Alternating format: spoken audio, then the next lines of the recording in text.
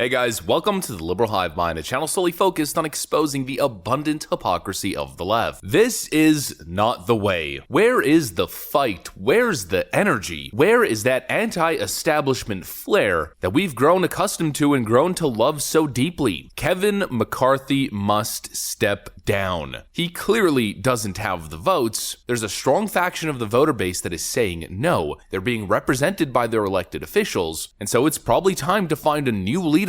Establishment McCarthy is not the guy. But in a truly disappointing update on this story, Donald Trump is coming out releasing public statements urging Republicans to stand by Kevin McCarthy. And I cannot express to you how disappointing this is, coming from the man who coined the slogan, "Drain the swamp." Apparently, draining the swamp means electing swamp creature Kevin McCarthy. It's a big, strong no. I can sense the frustration of the America First base, and I'd say the frustration is quite justifiable. So let's continue to cover this story, all of the developments, of course with a focus on the stance that Donald Trump is currently taking. We got some stuff to get into, so let's roll the tape. Alright friends, so here's the headline. Quote, "Take the victory and run. Donald Trump tells House GOP to vote McCarthy for Speaker." Donald Trump released these statements. Take the victory and run. Some really good conversations took place last night, and it's now time for all of our great Republican House members to vote for Kevin, close the deal, take the victory, and watch crazy Nancy Pelosi fly back home to a very broken California, the only House Speaker in U.S. history to have lost the House twice. Republicans, do not turn a great triumph into a giant and embarrassing defeat. It's time to celebrate. You deserve it. Kevin McCarthy will do a good job, and maybe even a great job. Just watch. He followed up by saying, if Republicans are going to fight, we ought to be fighting Mitch McConnell and his domineering, China-loving boss, wife, Coco Chow. The harm they have done to the Republican Party is incalculable. Today, he couldn't be elected dog catcher in Kentucky. Sadly, he only won because of my endorsement, went up 21 points. Sorry. And now look, here's my reaction to this post. None of it really makes sense, and I don't like any of it. Really, the first question that comes to mind is, what exactly does Kevin McCarthy have on Donald Trump? This seems quite counterintuitive to what the base is looking for. The base does not want Kevin McCarthy. Sure, it's a victory as a whole and Nancy Pelosi is gone, but that's already done with. Nancy Pelosi's not even in the running for House speakership. That's Hakeem Jeffries. The real win that people are looking for here is a replacement to the old guard Republican establishment, the swamp. And Kevin McCarthy is that guy. Right now in real time, he's showing how much of a swamp creature he really is. He's so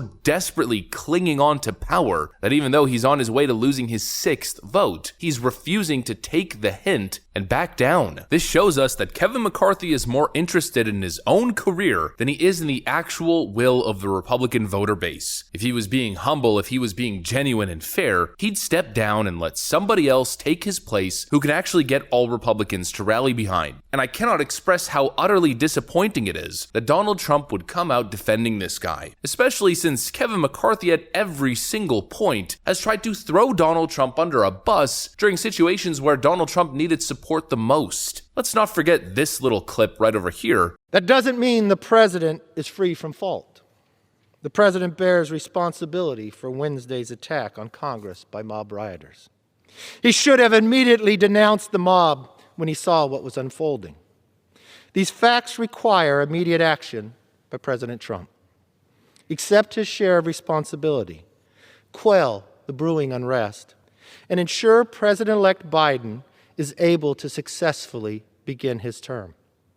Kevin McCarthy, Mitch McConnell, Lindsey Graham, Paul Ryan, Nikki Haley-style Republicans representing the never-Trump faction of the Republican Party have only pretended to be a Trump ally when it suits the current political moment. Why exactly would Donald Trump risk his own brand for Kevin McCarthy? I don't get it. I seriously don't get it. But it kind of piles on to this idea that Donald Trump is always surrounding himself and getting into relationships with self-interested vultures. Just speaking of all the shady characters that have surrounded Donald Trump over the years, individuals like Jeff Sessions, Bill Barr, and of course John Bolton. As much as you might love Donald Trump as a president, it gets frustrating watching him put faith in all of these despicable swamp creatures, as if this time it's going to be different. This time they're going to change their ways and all of a sudden they're going to be loyal to the America First cause. I just don't think it's gonna happen. And that's why GOP voters want to see some new blood, some new fresh faces. People that they feel that they can trust. People with track records of trustworthiness. Nobody wants to put their faith in the establishment that has betrayed them for decades, thinking this time it's going to be different. Kevin McCarthy had a phone call with Donald Trump and he promised him the world and then some. I don't trust him, and a good portion of the GOP doesn't either. And if you don't have the people's trust, then very simply, you cannot be trusted to be leader of the GOP House, especially not in such an important, pivotal political time. And this is yet again another example. Just in that final Truth Social post that I showed you guys earlier, Trump says that the fight needs to be against Mitch McConnell and not Kevin McCarthy. Then also saying that he endorsed Mitch McConnell and helped him win his re-election. You know, that's kind of the problem. And maybe people are saying enough is enough. Kevin McCarthy and Mitch McConnell, it's the same damn thing. Maybe it's time to stop caving into the establishment, to stop pretending like these people are your friends, because every single time they end up betraying you. Trump is saying that Kevin McCarthy is going to do a good job and maybe a great job, claiming that they had a discussion. Well, how are you supposed to trust that? How are you supposed to trust a swamp creature and his empty promises? Kevin McCarthy is always promising the world, but what does he deliver? Nothing. Capitulation to the Democrat agenda and a total refusal to be hawkish on any important issues to his own base. It's always a whole lot of claims, but no actual tangible results delivered. Electing Kevin McCarthy wouldn't be a victory for the American people or for Republican voters. It would be a victory for the status quo, a victory for the establishment, the same old,